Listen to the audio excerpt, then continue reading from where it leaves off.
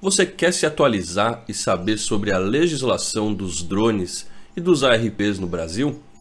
Então aqui eu estou colocando algumas aulas no nosso curso CAAR para que vocês possam ver de forma gratuita aqui e ele se atualizando também, tá bom? Então essa aula tem a parte de cadastro no DCEA, cadastro na ANAC e também como que está a legislação hoje, tanto com o Ministério da Agricultura quanto os outros órgãos competentes. Então se você quer saber sobre o assunto, fica ligado.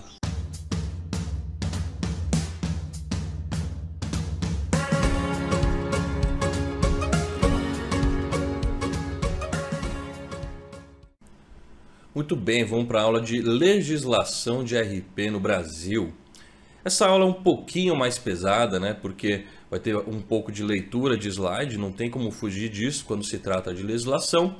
E também tem algum passo a passo que eu quero fazer aqui na tela para vocês acompanharem e fazerem também o registro de vocês. Porque esse curso ele vai te dar a carteira CAAR, né, a carteira do Ministério da Agricultura, porém você tem que ter o seu cadastro já realizado no CISANT da ANAC e no SARPAS do DCEA. Então a gente vai começar fazendo aqui o cadastro do nosso estagiário aqui da escola, tá? Ele recentemente fez 18 anos e agora ele pode ser cadastrado nesses sistemas. Então vamos acompanhar aqui o que eu vou fazer para vocês replicarem aí na casa de vocês e depois de realizado esse cadastro, darem sequência na aula, que aí vai começar a parte, né, de VAN 298 do Ministério da Agricultura, o RBAC 94 da ANAC e vamos detalhar exatamente o que está acontecendo atualmente no campo de legislação para os ARPs. Então muito bem, a primeira coisa que a gente vai fazer é pesquisar aqui CISANT, né? Já é o primeiro da lista aqui, Sistema ANAC, etc. Eu vou deixar, claro, o site aqui, o link direto para vocês, mas né, pesquisar no Google também não é nenhuma grande dificuldade, né? Aí aqui está a área do CISANT, né? Aqui caso você já tenha a sua autenticação e aqui se você vai cadastrar um novo operador, que é o nosso caso aqui nessa situação. Maravilha! Eu vou pegar aqui os dados do nosso colega Gabriel. Beleza, a gente coloca aqui a data de nascimento, né? 2003, rapaz muito idoso. E aí a gente coloca e-mail.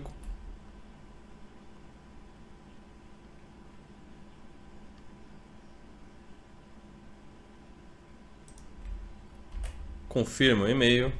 Define uma senha. Claro que essa senha eu vou passar depois para ele. Muito bem. Aqui eu vou colocar os dados da empresa e depois qualquer coisa ele altera. Muito bem. Completa o cadastro, você coloca aqui adicionar. Porque tá vendo que ele vai colocar aqui embaixo? Então tem que ficar esperto em colocando as informações e adicionando as informações. Aqui a ANAC pede um número de telefone.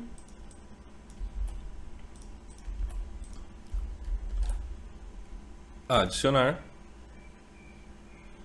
Li e concordo.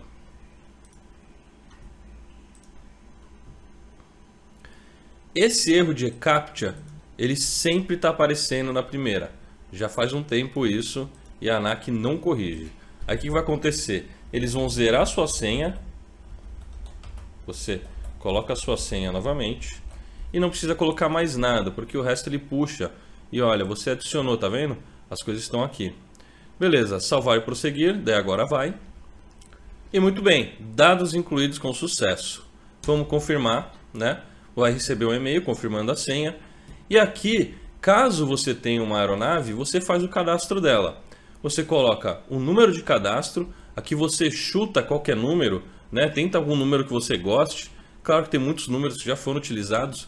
Eu tenho um drone que é o 00007, então eu peguei bem no começo, CISANT. E aqui você coloca um número que você quiser, tá bom?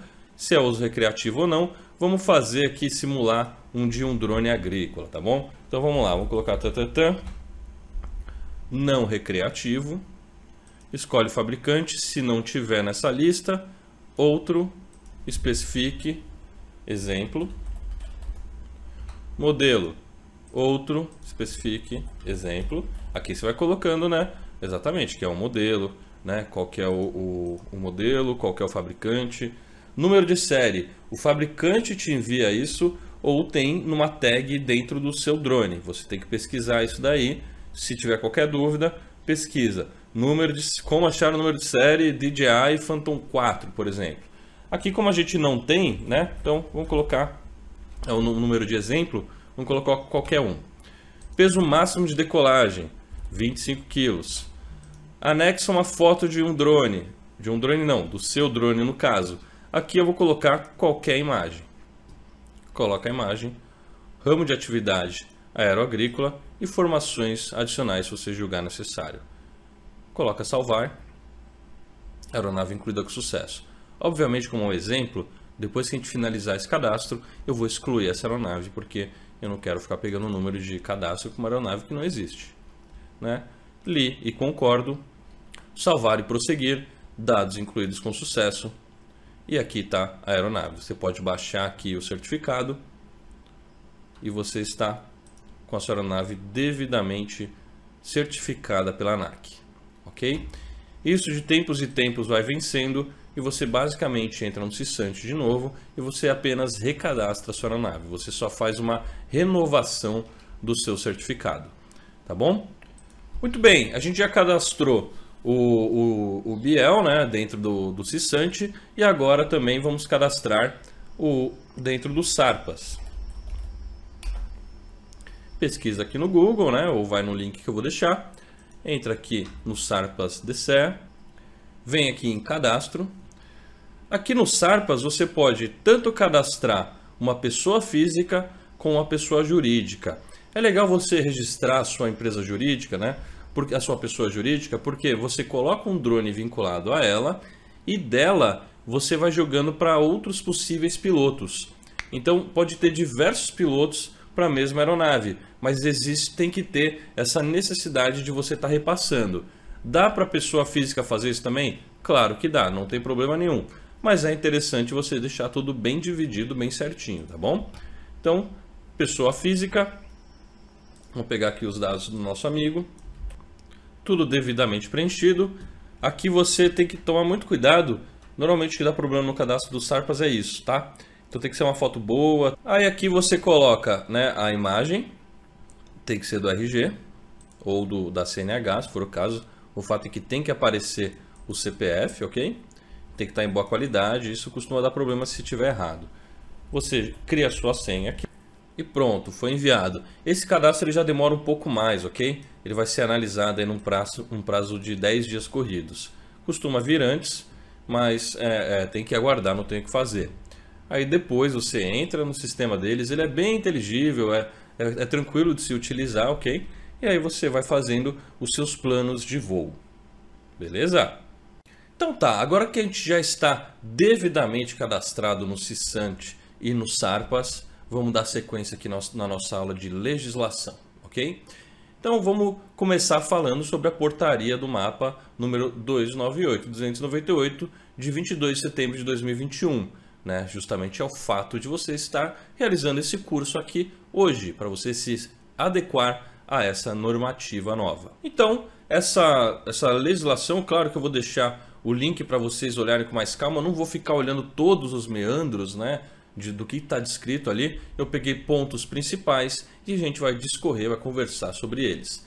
Mas ela está dividida em 6 pontos: disposições preliminares, registro, segurança operacional e do registro de dados, curso para aplicação aeroagrícola remota, obrigações e disposições finais. Pontos importantes da legislação, ok? Não que não todos sejam importantes, todos são importantes, tem que seguir de acordo, né, com o que está descrito ali. Mas esses são os pontos que eu, pelo menos, achei essenciais de colocar aqui no curso de forma explicada em aula. Mas vamos lá, vamos ter que sofrer um pouco aqui lendo a aula. Precisamos ter um responsável técnico, engenheiro agrônomo ou engenheiro florestal registrado no respectivo conselho profissional, né? Do técnico é um, do engenheiro é o CREA, e encarregado pela coordenação das atividades específicas da sua área de atuação, ou seja, coordenador de aviação. É um curso específico que o engenheiro precisa ter. Um aplicador aeroagrícola remoto com o CAR, justamente a carteira que você vai receber aqui, né, passando na prova, isso é muito importante. Aeronave remotamente pilotada em situação regular junto à ANAC, aquele cadastro no CISANT que a gente fez de uma aeronave exemplo, e mais de uma aeronave real, né, com seu código de rastreio original. Obedecer às normas de trabalho da portaria do mapa, distância, né, de mínima buffer zone, distância mínima de cidades, vilas, mananciais, de rios, APPs e culturas sensíveis de 20 metros. É isso que está definido para os drones, ok? E é muito importante você entender isso daqui, olha, tá distante de cidades, de culturas sensíveis, etc. Descarte correto de embalagens vazias, ou seja, você vai perfurar a embalagem, né? Vai ter isso na aula do moderno, a tríplice lavagem, e você tem que perfurar ela depois de fazer a tríplice lavagem para ela não poder ser reutilizada, isso é muito importante, tá bem? E a utilização dos EPIs pelos abastecedores, também vai ser discutido em outra aula. Isso é importante, isso está na lei e tem que estar de acordo com ela quando você está no campo. Muito bem, questão do registro do voo e o formulário de aplicação. Agora a gente vai ver um pouquinho do registro do voo, né? O que deve manter. A gente tem que manter isso daqui por 5 anos, ok? Tanto o registro do voo como o formulário de aplicação. Então, o operador deve manter os registros dos dados relativos a cada aplicação de agrotóxicos e afins, adjuvante, etc., etc., com as seguintes informações: data de hora de início, data de hora de término, coordenadas geográficas da área aplicada, cultura a ser tratada, área tratada em hectares, tipo de atividade, né, o que você fez, marca comercial do produto, volume, dosagem, altura do voo, dados meteorológicos, temperatura, umidade relativa do ar, direção e velocidade do vento durante a aplicação, a aeronave que você utilizou e o modelo de ponta que você está utilizando. É muito importante essa questão dos dados meteorológicos, etc. Você precisa seguir o que está na bula, tá? Então vamos dar uma olhada aqui na tela. Então vamos dar uma olhada aqui como que se faz a pesquisa da bula, porque você obrigatoriamente precisa seguir o recomendado em bula, ok? Vamos pegar aqui a bula herbicida atrazina. Eu gosto muito de pegar da Par. Eu vejo que tem um padrão já que auxilia a gente para pesquisar. É um herbicida seletivo de ação sistêmica. São informações importantes para a gente. Suspeição concentrada, etc. Mas vamos ver os pontos que a gente precisa colocar no nosso relatório, ok? Primeira coisa, se ele fala da cultura, é porque ele tem certificação para essa cultura. Se não fala da cultura, é que ele não tem. Então vamos lá. Falou de cana-de-açúcar e milho, tem homologação para açúcar e milho, para cana-de-açúcar e milho. Mas não necessariamente tem a certificação aérea. Então tem que falar, tem que mencionar a cultura que a gente vai operar e tem que mencionar a aplicação aérea. No caso da atrazina, ela tem certificação para cana-de-açúcar e milho e tem também para aplicação aérea, ok? E aqui uma série de doenças, etc. Né? A gente vê aqui a quantidade, a dose que precisa se aplicar, de 4 a 5 litros, dependendo da situação, etc. Não é o operador que define isso, isso vem no receituário agronômico, então tem que seguir a recomendação do engenheiro, né? O que vem no receituário. O que a gente precisa sempre ficar muito esperto é se tem a certificação para a gente poder fazer a nossa pulverização aérea, ok? Então vamos lá, a dose recomendada via terrestre, aqui. Esse é o ponto essencial, ok? Ele está pedindo aqui, cada uma vem de um jeito, tem muita dificuldade para achar as informações, mas aqui a gente tem que seguir o que a gente encontra de informação. Olha isso daqui, ó. Umidade relativa do ar mínima de 55%. Velocidade do vento de 3 a 10 km. Então você não vai operar pulverizando esse produto a 11, 12, 13 km por hora, ok? Temperatura ambiente máxima de 27 graus. Mesma coisa. As boas práticas agrícolas me informam que pode ser até 30 graus, mas a bula está pedindo até 27 graus. Então você vai seguir as recomendações da bula, ok? A altura de voo, largura da faixa efetiva, etc., em geral, elas vêm para o avião, né? Porque essas bulas elas demoram para sair, elas demoram anos para serem feitas. Então todas que a gente vê, né, 99,9%, eu nunca achei nenhuma diferente disso. Então, concluindo, você tem que seguir o que está aqui, né, na bula, tá bom? E muito bem, além dos logs de voo, né, todas essas instruções, essas necessidades que o drone já dá no final do serviço, você precisa preencher o formulário. Vamos dar uma olhadinha aqui no exemplo, o formulário da Climb, né? Aqui a gente tem o número de registro, o CREA, etc. É importante de ter esses dados, né? O contratante, etc. Propriedade, município. Isso tudo aqui não é que é só importante, é que é obrigatório de se ter. Então, a cultura que você operou, o tipo de aplicação, você pode pegar, né? Tirar um print aqui, criar um relatório aí mais próximo da sua realidade. Mas essas informações precisam conter, ok? O equipamento que você utilizou, modelo, tipo, ângulo, altura de voo, etc. Tudo isso que a gente está vendo agora há pouco, né? E a aeronave, quando começou, etc, etc. É legal de deixar um campo de observações. Volta e meia aparece alguma observação que a gente precisa colocar, tá? Então, vou dar um exemplo. A gente tinha muita aplicação de NPK, só que daí eles mudaram, mudou a formulação. Aí vamos lá, estava aqui total aplicado, isso é obrigatório de ter. Digamos nesse exemplo 100 hectares. Foi 50 com tal formulação e 50 com a outra. Daí nas observações você coloca, ó, foi 100 hectares aplicados, coloca os dois produtos. E aqui 50 hectares com NPK e 50 hectares com NPK, etc. Aqui a assinatura do engenheiro agrônomo, tem que ter nome, assinatura, número do CREA. O piloto agrícola vai ter o seu CAAR, não é CANAC, né? O CANAC é o número ANAC. E do técnico agrícola executor e do proprietário ou preposto. Isso é muito importante não só para o mapa, óbvio que é obrigatório ter a assinatura, mas também para o seu controle na sua empresa. Porque vamos lá, você foi numa área e você pulverizou 100 hectares. Muito bem. Você chegou, terminou o dia tal e não pegou a assinatura do cliente. Vou pegar qualquer outro dia ali. Erro, tá? Isso tem que estar assinado, mas vamos continuar pensando nesse exemplo. Muito bem, chegou lá na empresa tal, vamos faturar para o cliente. Muito bem, não tem a assinatura dele, certo? Aí você chega, fatura 100 hectares. Beleza, manda para o cliente chega, não, você não pulverizou 100 hectares aqui. Aqui você pulverizou 90. Mas tem o log do voo, não sei o que. A partir do momento que você tem a assinatura do cliente ou de alguém que trabalha, né, na fazenda, você elimina esse tipo de problema. Porque chega, não, eu apliquei 100 hectares, inclusive o senhor mesmo que chegou aqui assinou, ou o funcionário do senhor, e pronto, acabou. Então a segurança, tanto em termos de Ministério da Agricultura, né, que é obrigatório de ter informação, como também para a sua empresa no momento de possíveis problemas futuros. Isso exclui muita coisa, muita possibilidade de problemas, tá bom? Então, leva muito a sério o planejamento operacional. O relatório aqui que eu acabei de mostrar, tá bom? Usa isso como uma ferramenta de trabalho ao seu próprio benefício ao longo da sua vida de empresa aplicadora ou apenas de aplicador, para você conseguir confirmar exatamente o que você fez, tanto para o mapa, quanto para o seu cliente, quanto para a sua empresa e etc. E basicamente o que a gente viu, né, ali no formulário anteriormente é o que está escrito aqui. Data e hora de início, cultura a ser tratada, área tratada em hectares, tipo de atividade, marca comercial, altura do voo, dados, aeronave utilizada, tal, etc. E quais as outras obrigações que nós temos, né, como aplicadores? Apresentar um relatório mensal da atividade no CIPEAGRO.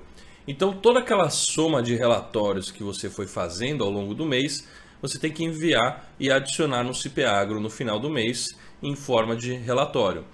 Tem que ficar muito atento com o que você preenche ali, ele tem que estar muito fidedigno com o que você preencheu no relatório, ok? Então fica muito esperto com isso, né? A quantidade de hectares, a cultura, o produto, etc. Caso tenha qualquer alteração cadastral, informar o mapa, tá? A partir do momento que existe o cadastro, você tem que manter esse cadastro atualizado e sempre estar informando o Ministério da Agricultura.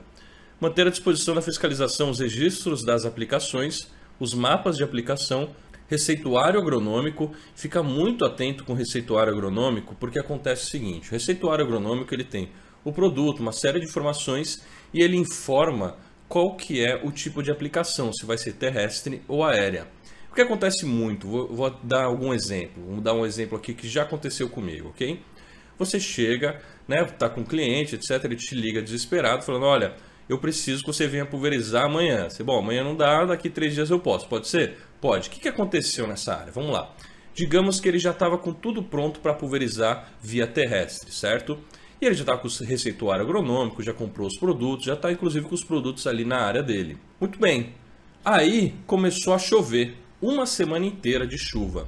Choveu, choveu, choveu. No dia seguinte, o que acontece? Vai estar cheio de praga, porque só chovia, né? Então isso auxilia, né, o desenvolvimento das pragas e o trator não consegue entrar, porque ele vai atolar na área. Daí, beleza, o que aconteceu? Ele te ligou desesperado, você vai lá e vai conseguir atender ele daqui 3 dias. Ele fala, não, tudo bem, aceito esse acordo. Beleza, você chega ali na área, você fala, ah, quero o receituário agronômico, etc, etc, porque você precisa juntar isso e colocar no CIPEAGRO depois. Né? Você tem que ter você tem que ter esse relatório, você tem que ter toda essa documentação pertinente a cada pulverização. Beleza, chegou lá, o receituário agronômico está com pedido para aplicação terrestre, porque ele já estava com tudo preparado para terrestre. Ele só mudou porque houve uma mudança climática.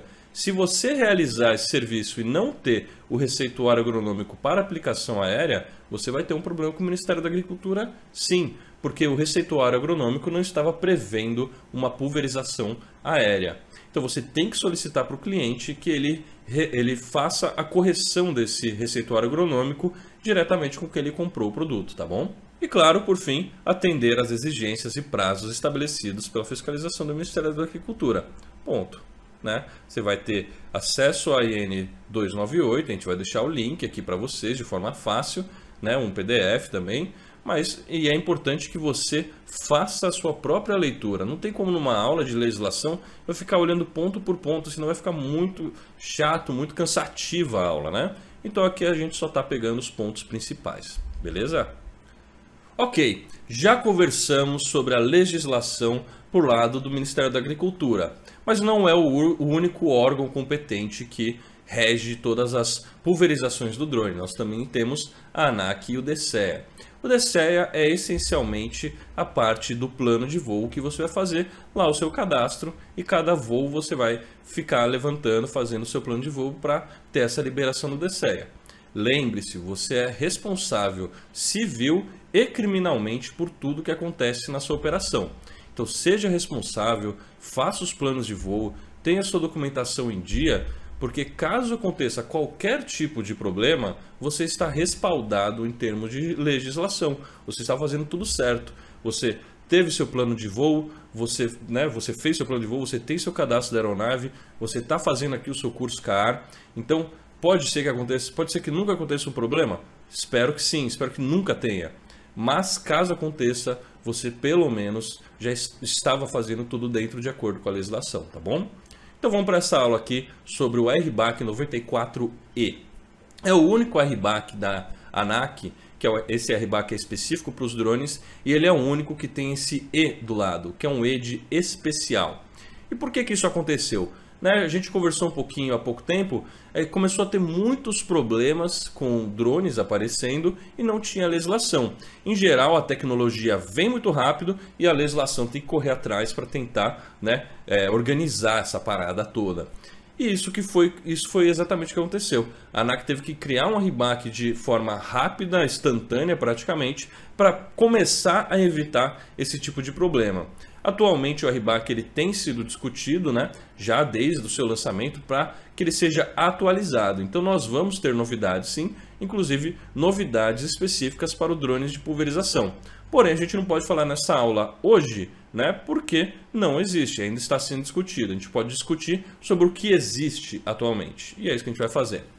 Então vamos lá. Em 2 de maio de 2017, a ANAC aprovou esse regulamento que é o RBAC 94E. Muito bem, basicamente o que foi feito? Eles pegaram o que já tinha na FAA, o que já tinha na casa e eles fizeram um compilado que se enquadrasse aqui no Brasil, muito semelhante com o que já tem lá fora. Então basicamente esse que foi o RBAC que saiu e é o que está vigente hoje para nós. E a primeira divisão que eles fizeram foi dividir uso recreativo e uso comercial, o que é muito importante, né? E quando você vai fazer o seu registro, como vocês viram lá no cessante da aeronave, você informa se vai ser para uso recreativo ou não. Independente de ser recreativo ou não, é necessário que você crie o seu plano de voo. Claro que tem aeronaves menores de 250 gramas, tal, que passam desnecessário disso. Mas você colocando uma aeronave que precisa de registro lá no site, você tem sim que fazer seu plano de voo. E essa divisão de comercial e recreativo é importante na aviação e é um padrão que já se utiliza para todas as outras aeronaves. Não tanto como recreativo, mas sim como privado e comercial, né? O privado seria o recreativo, na verdade é o uso do próprio dono, ele quer se locomover para outro lugar, para sua casa da praia, etc. Ele tem a própria aeronave e contrata um piloto.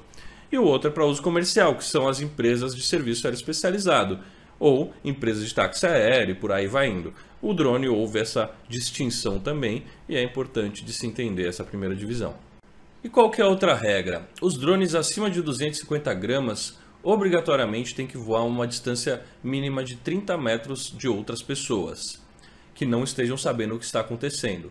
Ou você avisa elas e elas expressamente deixam claro que sim, tudo bem você voar próximo de mim a 30 metros, né, menos de 30 metros, ou você cria uma área de contenção, uma grade, e aí sim você consegue ter essa proximidade. Então a gente vê muita feira de drone, cria-se aquela grade, né, fica o drone voando ali dentro e todo mundo em volta circulando, e isso está dentro da legislação. Mas se você estiver na praia, pegou seu drone acima de 250 gramas e você sair voando com ele próximo das pessoas, você está errado, você está fazendo um voo ilegal, ok? E vamos lá, a gente tinha falado das classes, né? Eu tinha comentado sobre as classes e deixei para a aula de legislação para explicar melhor. Existem 3 distinções de classe, 1, 2 e 3. Vamos ver aqui as informações que a ANAC nos passa. Primeiro a gente tem abaixo ou igual a 25 kg, tem que ficar muito esperto com essa pesagem, porque não é a litragem do tanque. Existe essa confusão de vez em quando no mercado. Ah, eu tenho um drone de 16 litros de tanque, então pode. Negativo. Esse peso ele é o peso total da aeronave ao decolar. Ou seja, estrutura da aeronave, mais bateria, mais o que tem de cauda ali dentro. Então você tem que ficar esperto com essa soma. Tanto que a dificuldade atualmente é de ter a liberação de drones de classe 2. Já tem drone, né, saindo, já teve drone que saiu, mas aí eles ainda estão sendo liberados pela ANAC aos poucos. Então tem que checar antes de comprar o seu drone com um peso maior do que 25 kg total, se ele já tem o registro como classe 2. Se não o tiver, você não pode registrar essa aeronave porque ela não está prevista dentro do código da ANAC. Muito bem, classe 2, a gente tem acima de 25 kg e abaixo ou igual a 150. Ou seja, 25,001 até 150 entra em classe 2.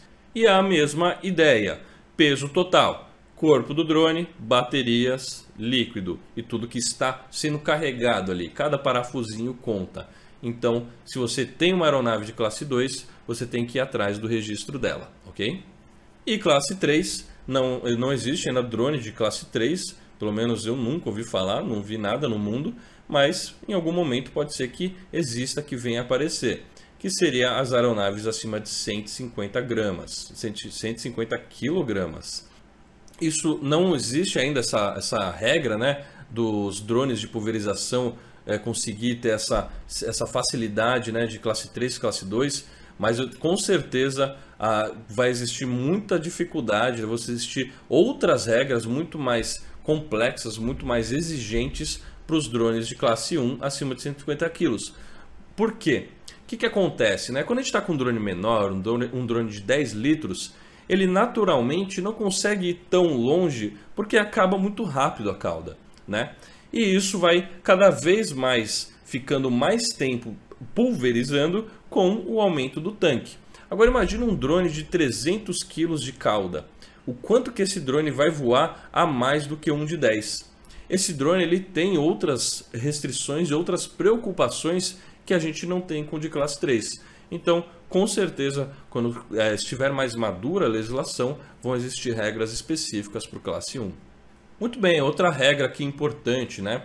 Há pouco tempo aqui na aula anterior, no começo da aula de legislação, eu fiz o cadastro do nosso amigo Gabriel.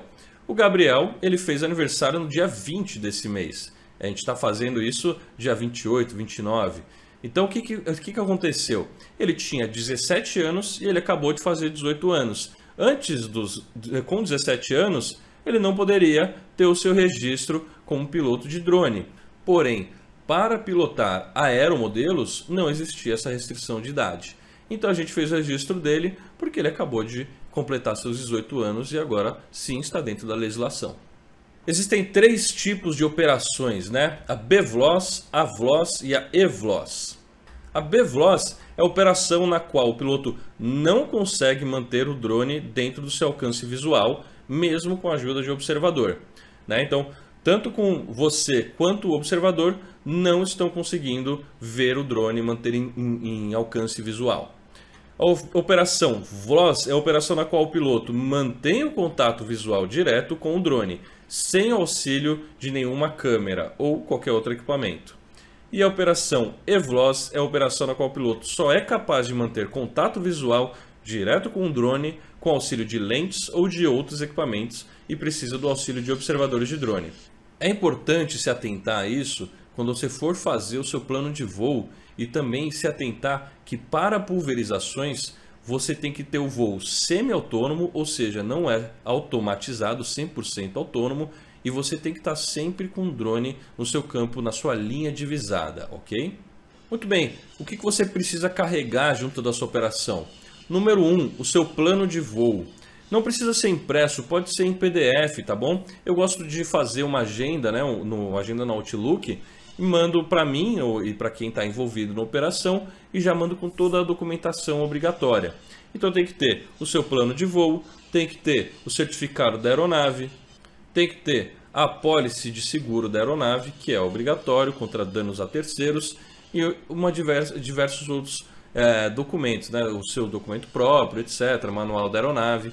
Isso é importante e obrigatório de se manter. Transporte de cargas, olha que coisa importante, né? Porque a gente está sim transportando carga dentro do nosso drone pulverizador. Então vamos dar uma olhadinha aqui como que está descrita essa regra. Não podem ser transportados pessoas, importante, animais, artigos perigosos, né? Está aqui no RBAC 175, e outras cargas proibidas por autoridades competentes. Artigos perigosos poderão ser transportados quando destinados a lançamento relacionados a atividades de agricultura, a gente entra aqui, né? Horticultura, florestais e outras definidas pelo novo regulamento. Então, a gente está sim dentro da regulamentação da ANAC, porque a nossa atividade é agrícola, de horticultura ou florestal. Aqui sobre baterias de lítio, né? Não pode ficar carregando câmera fotográfica, etc. Pode utilizar bateria de lítio, contanto que seja vinculado ao drone, ao equipamento, para o funcionamento dele. E existe aqui uma liberação para drones controlados pelo Estado, sob total responsabilidade das entidades e em cumprimento ao RBAC 175. Muito bem, a gente viu que existe a possibilidade, né, a exclusão de regras para drones de uso de órgãos estaduais, né, estatais, do governo, né? Então, órgãos de segurança pública, polícia, fiscalização tributária, aduaneira, combate a vetores, transmissão de doenças, a gente conversou sobre isso no curso, defesa civil do corpo de bombeiro, etc, etc, fica por responsabilidade e risco dos operadores e desse órgão, ok? Então vamos para a área que importa aqui para a gente essencialmente, locais de pouso e decolagens. Eles podem ser feitos em áreas distantes, né, seguindo a regra dos 30 metros, e tem que ficar muito esperto quando você for fazer seu plano de voo. Aparecem ali as áreas de restrição, existem os círculos vermelhos. Para você conseguir operar nessas áreas, você vai precisar de uma autorização desse órgão, né, desse aeroporto, desse aeródromo, a fim de você conseguir fazer o seu voo dentro dessa área de restrição. Então sempre busca fazer o seu plano de voo com antecedência, porque se for em alguma área de restrição, vai demorar um tempo para você conseguir essa liberação e você então poder cadastrar ela no SARPAS. A fiscalização ela vai ser feita no dia a dia. Na aula de segurança, a gente vai ver como que se realiza uma denúncia, ok? E é importante você ter essa consciência, porque da mesma forma que você pode fazer para terceiros, né?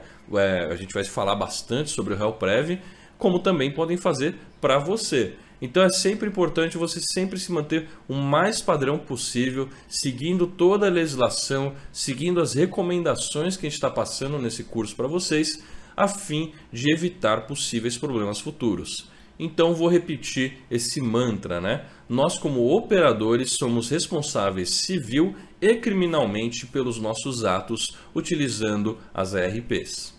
Muito bem, então se você tiver atitudes erradas, etc., e cair, né, na malha da ANAC, vão existir possibilidades, né, de suspensão temporária das suas operações, a fim de você comprovar se você estava errado ou não, ou você pode até perder a sua autorização de voo e também muitas vezes até da empresa, tá bom? Então tem que levar muito a sério a aeronáutica, porque existe toda uma lei, né? A lei está aqui, eu não vou ficar vendo essa lei aqui essencialmente, e existe uma descrição das infrações e das penalidades na resolução 25 de 2008. Então fica muito esperto aí com as suas operações e sempre mantenha-se dentro da legislação. E aqui, né, o que a gente está conversando, outras sanções também podem ser previstas nas legislações de esfera civil, administrativa e penal, com destaque a você invadir a intimidade da vida privada, da honra e da imagem das pessoas, né? Então, se está com um drone de imagem, vai tirar foto da casa de outra pessoa, da janela, etc. Isso é problemático, isso pode trazer sanções criminais. E o Código Penal prevê, dentro do artigo 261, reclusão de 2 a 5 anos para quem expuser a perigo embarcação ou aeronave própria ou alheia, ou praticar qualquer ato tendente a impedir, a dificultar navegação marítima, fluvial ou aérea. A coisa é séria, pessoal. Então vocês estão com equipamento com muita potência, né, de motor, vocês estão com equipamento profissional, vocês estão se profissionalizando, vocês estão buscando obter suas carteiras, né, a carteira CAAR, essencialmente nesse curso, justamente porque vocês querem fazer as coisas certas. Prossigam fazendo assim dentro da sua carreira inteira, que você vai conseguir muito sucesso na sua carreira. E aqui um resumão do que a gente precisa ter para as nossas operações, tá bom? Então, os RPAs de classe 3 não precisa de certificado médico, a partir do 2 sim você precisa do seu CMA. Então tem que dar uma olhada aqui, né? Pode pausar esse vídeo, depois dar uma checada exatamente como que está a sua situação hoje, que drone você está querendo operar, né? O que você tem feito dentro das suas atividades com os drones, a fim de se enquadrar aqui e ver se você está dentro da regra ou não, beleza?